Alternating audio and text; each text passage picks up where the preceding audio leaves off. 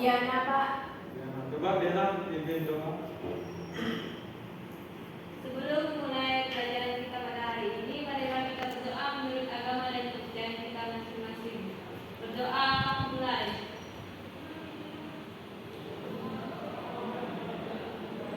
Berdoa selesai.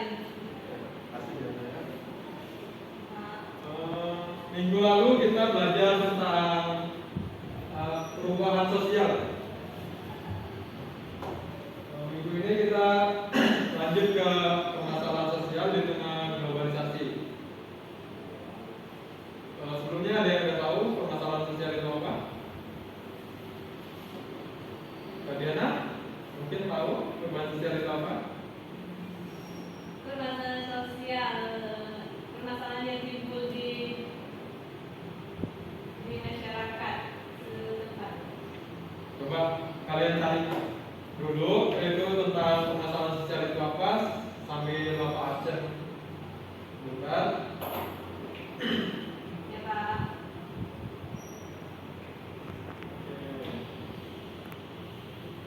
Ada yang tidak masuk hari ini? Ada, Pak. Siapa? Anissa. Anissa. Diana masuk? Masuk Pak. Riza? Hadir, Pak. Riki? Hadir Pak. Suci Mariasari? Hadir, Pak. Jadi satu orang ini masuk kan? Pak. Oke. Minggu ini kita membahas tentang permasalahan sosial yang terjadi di tengah globalisasi.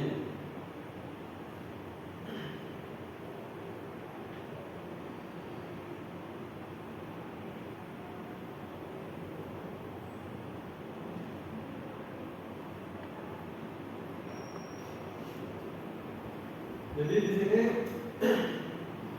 globalisasi itu adalah merupakan sebuah istilah yang memiliki hubungan dengan peningkatan keterkaitan dan ketergantungan antar bangsa di seluruh dunia. Hubungan ini terjadi melalui perdagangan, investasi, perjalanan, budaya populer dan bentuk-bentuk interaksi yang lain, sehingga batas suatu negara menjadi biasa. Jadi globalisasi adalah merupakan sistem atau tatanan yang menyebabkan seseorang atau suatu bangsa tidak mungkin mengisolasikan diri sebagai akibat dari kemajuan teknologi dan komunikasi. Globalisasi membuat dunia menjadi tanpa batas dan dalam arti bahwa suatu peristiwa atau kejadian pada suatu negara akan segera diketahui oleh negara lain. Nah, di sini hubungan yang terjadi melalui perdagangan itu contohnya seperti hubungan antara Indonesia dengan negara lain. Contohnya negara dengan negara Malaysia, kita melakukan suatu ekspor barang gitu, ekspor ikan, segala pokok barang-barang lah yang bisa diekspor ke luar negeri gitu. Itu merupakan bisa meningkatkan suatu kerjasama yang baik untuk menjaga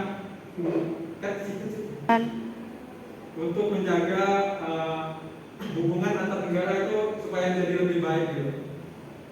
Seperti kita ketahui, kita sangat banyak melakukan ekspor ke luar negeri seperti Singapura, Malaysia, Thailand, dan juga negara-negara lainnya. Di sini globalisasi memiliki ciri-ciri. Yang pertama, ada perubahan konsep ruang dan waktu. Perubahan konsep ruang dan waktu, perkembangan teknologi informasi seperti telepon genggam, televisi satelit, dan internet menunjukkan bahwa komunikasi global terjadi secara cepat. Sementara itu melalui pergerakan massa seperti turisme memungkinkan kita merasakan banyak hal dari budaya yang berbeda-beda. Perubahan konsep ruang dan waktu ini contohnya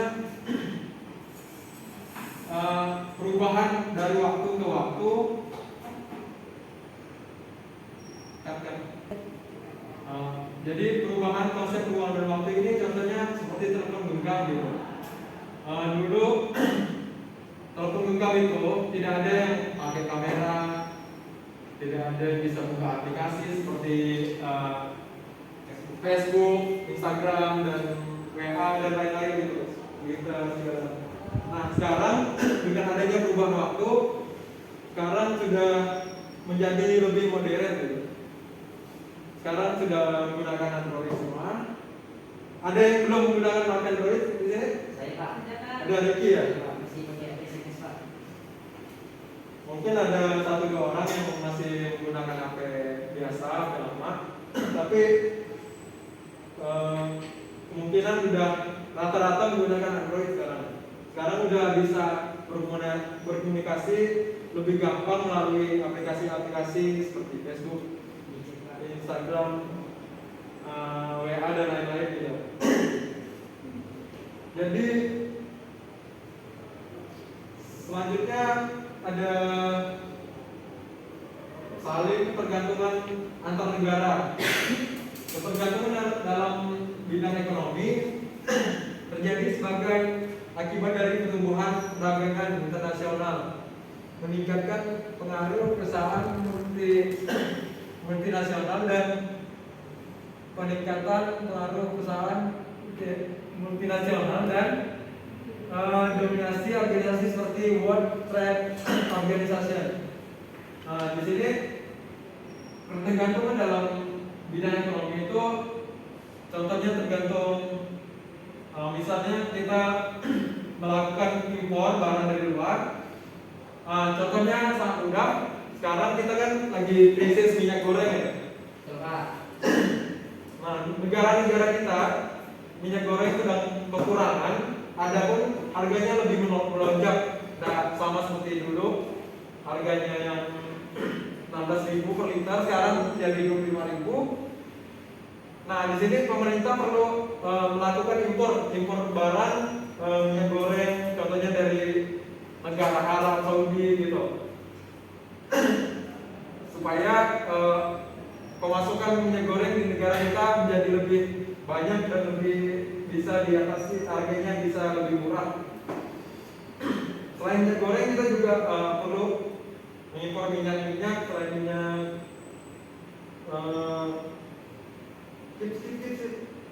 kemudian selanjutnya yang bagian C. Coba Kak Diana baca bagian C.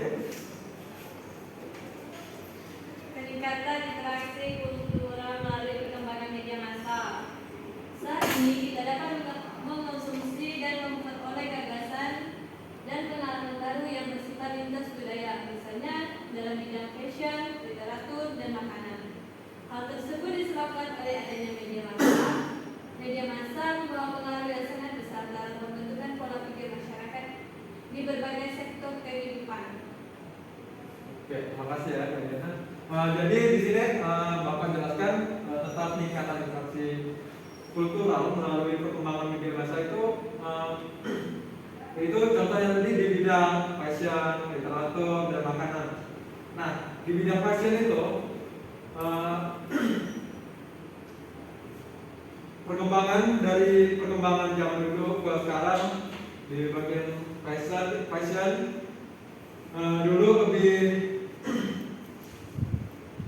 contohnya di pakaian dulu menggunakan pakaian yang serba tertutup, serba rapi, tetapi sekarang lebih keterbukaan gitu, karena mengikuti budaya-budaya dari luar seperti budaya barat.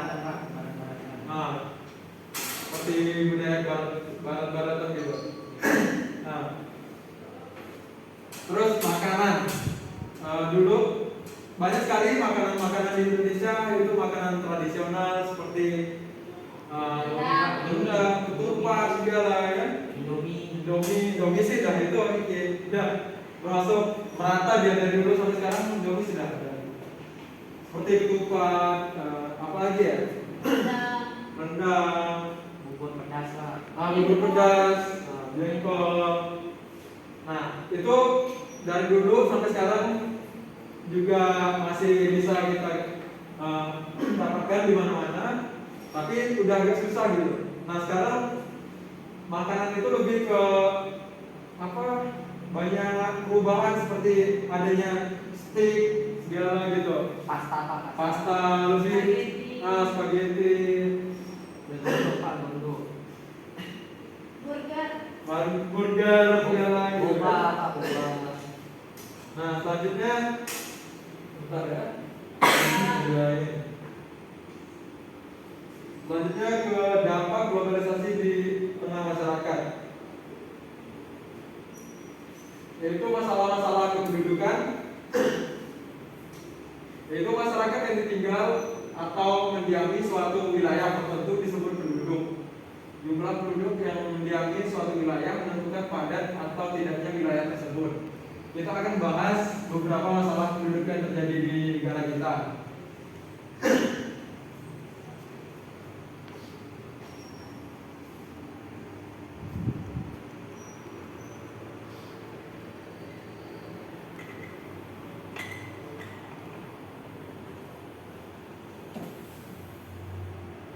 Masalah-masalah yang berkaitan dengan penduduk di negara kita yaitu antara lain perdagangan manusia, yang dimana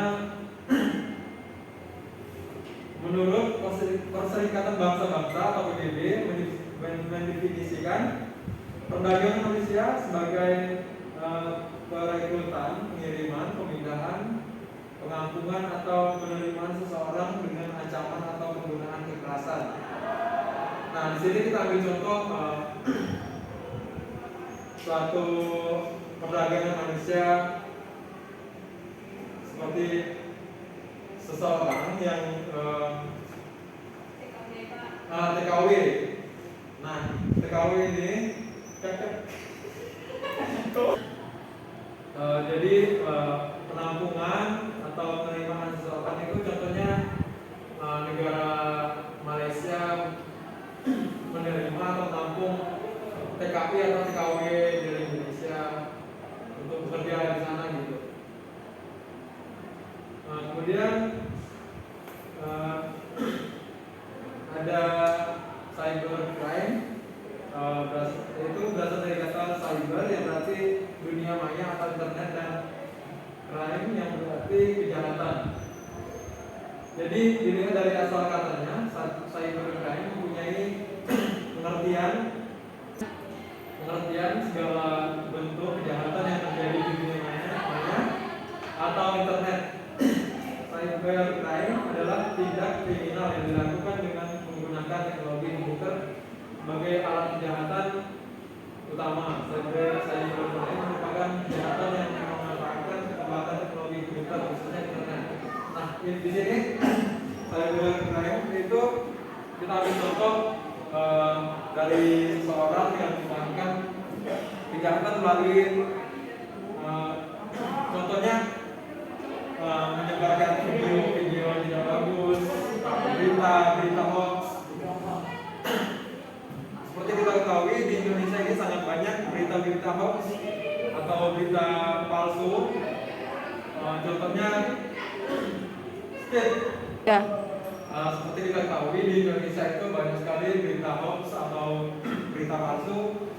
Contohnya kita ngambil vaksin.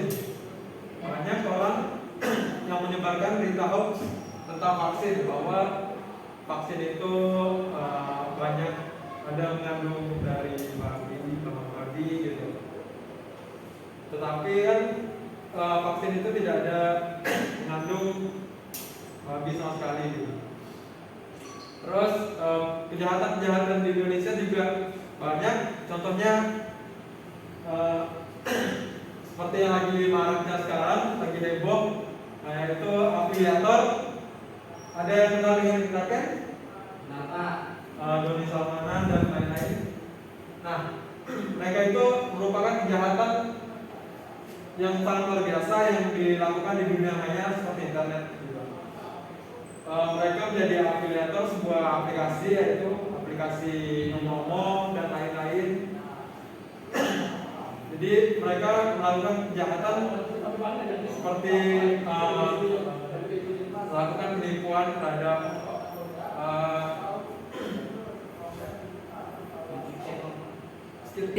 banyak penipuan yang dilakukan oleh afiliator. Itu contohnya mereka mengajak salah satu warga atau semua masyarakat Indonesia untuk mengikuti trading tersebut dengan imbalan yang lumayan banyak.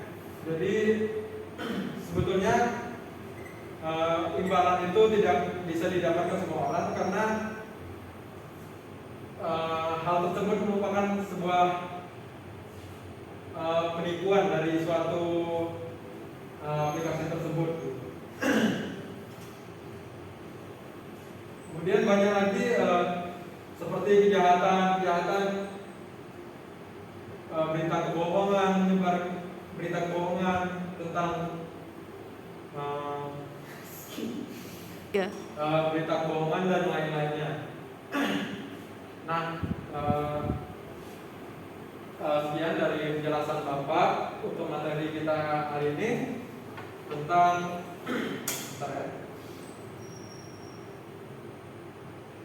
tentang permasalahan sosial di tengah globalisasi. Untuk minggu depan kita akan membahas tentang